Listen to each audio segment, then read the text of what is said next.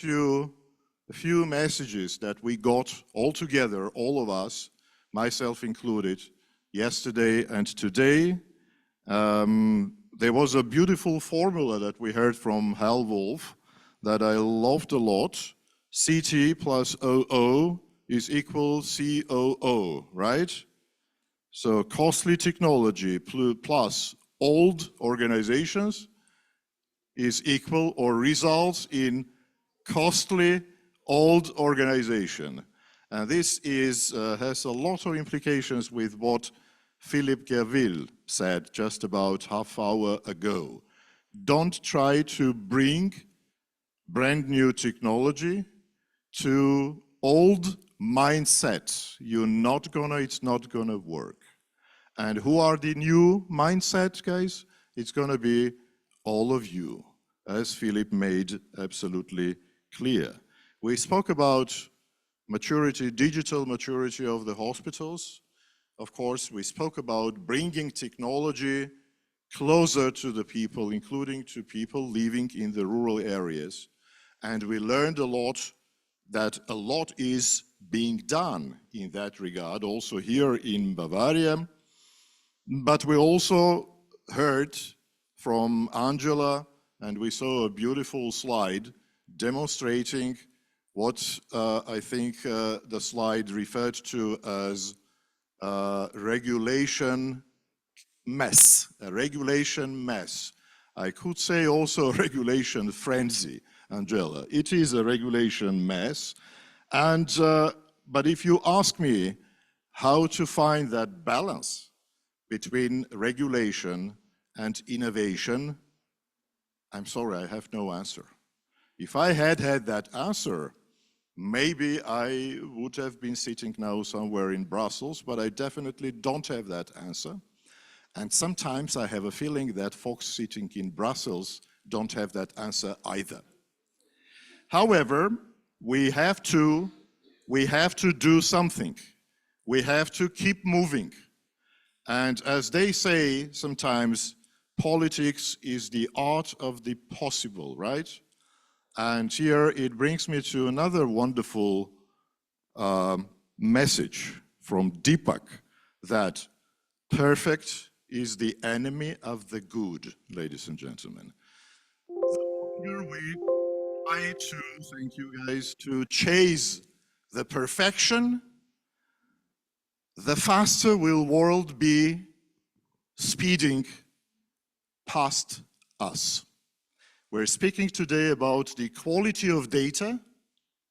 We're chasing the quality of data, which is absolutely right, because we know that 97% of those 30% of total data in the world is crap. Excuse my French. Philippe, was it French? We know that. However, in the meantime, let us recall what brought about ChatGPT and other large language models. Did they think about quality of data? I don't think so. They just loaded all the data, all that information with all its stupidity all over internet into the model, and it started working. And this is why I agree with Deepak that perfect is oftentimes not just the enemy. In this case, I think this quest for perfection, for perfect privacy, for perfect regulation, for perfect data quality, it's not just, in my humble opinion, an enemy. I think it is a killer of good, and it is a killer of innovation. And in the meantime, while we are in search for this perfection, the world is developing fast. And like Robin Ohanessian said, people, including the citizens, the patients, they will not be after these regulations. They will not be looking into these very significant, I mean, depending, of course, depending on the product, depending where, but it will be moving and it will be growing. And again and again, I absolutely agree with Philip. You cannot build disruptive service or disruptive product with the old mindset.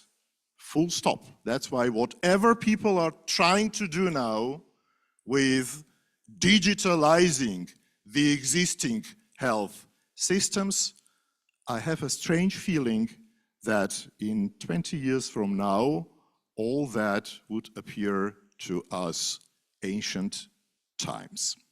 And this brings me to another quote, a quote from one of the visionaries that I believe everybody in this room probably knows. His name is Ray Kurzweil, and he's one of the guys who wrote one book titled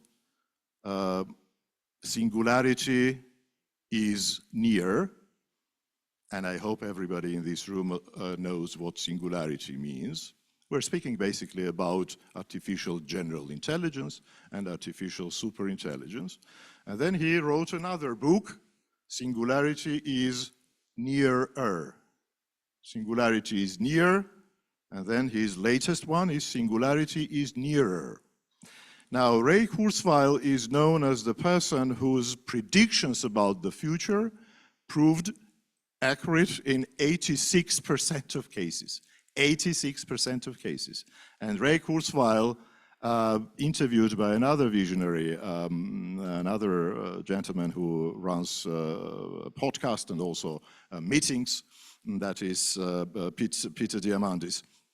When he was interviewing Ray Kurzweil, Kurzweil said, "You know, Peter, the technology and all that stuff is now developing so fast that every year, last year, feels like ancient times."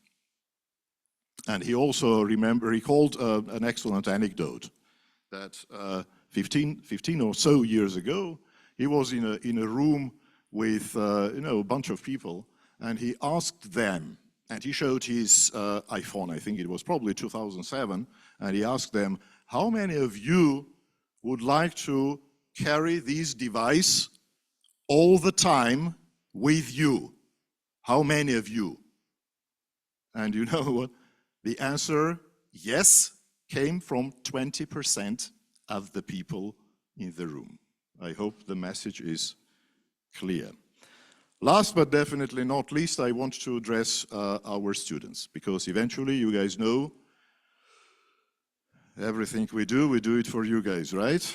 And this event and all these walking wisdoms, all these visionaries and luminaries who come here to Rottalin, to Pfarrkirchen or Bad Birnbach from all over the world. And we literally had speakers this year ranging from the US to Korea and India, and from Sweden to South Africa.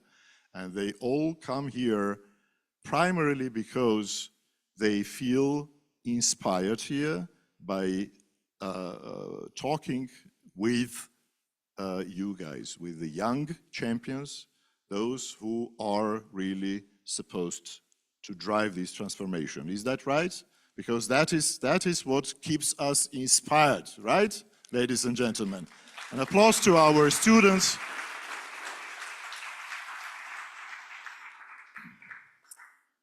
One thing I wanted to tell you guys, yesterday, no, it was 2 days ago actually, at our pre-meeting show organized by our premier sponsor, Bright Heels, and Andor Farkas, the head of the company, he said something, it got me actually a little bit angry, because he stole the phrase that I wanted to bring him. He stole, I told him, Andor, you stole my phrase. He said, guys, learn soft skills.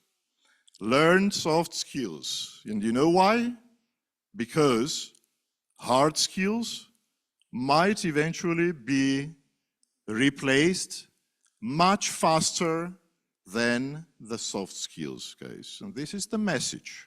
And I can give you another very short anecdote of a student of mine, an excellent student, a brilliant student.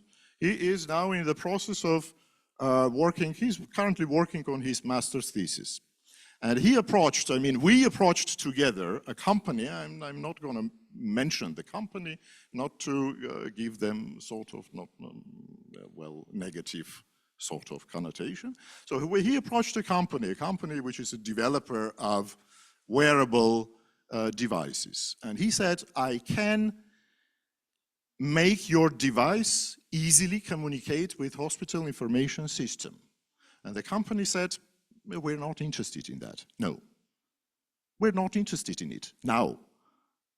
It's pretty amazing, right? The guy was saying, and we said, we want to collaborate with you guys, and we want to take your device, to take the raw data, and to make it compatible to fire, essentially, into any hospital information systems. Well, guess they were not interested. By the way, I told the student that we may definitely discuss it with our good friends from Extension and from Mac. And guess what he did?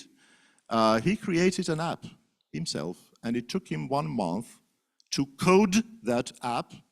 And he's a medical doctor, and he's of course a graduate soon of Master of Digital Health, but he had not had any IT training whatsoever. And what did he use in order to create his app? Of course, Claude by Anthropic. Bottom line, guys, however professional you are in your coding, in your medical skills, in your analytical skills, and so on and so forth, the replacement of those skills, I would say, is just a matter of time.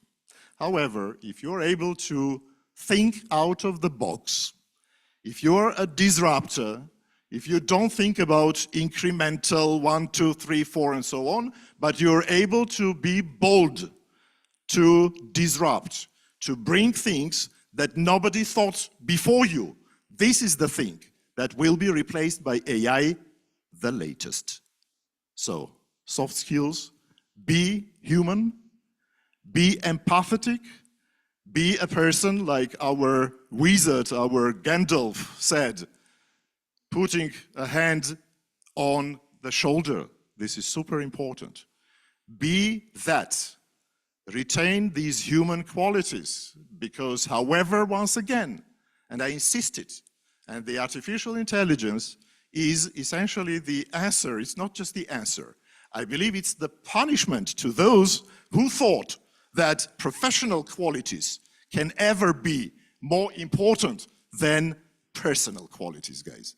Now they got their punishment, because now there is artificial intelligence, and however professional you are in your hard skills, it's indeed just a matter of time until your skills will be simulated by artificial intelligence. Now, you may say that, yes, of course, empathy eventually may also get replaced, but that is a matter of more distant future. So that is my message to our students, and I hope you enjoyed the DigiHealth Days 2024. And that's it. Thank you very much.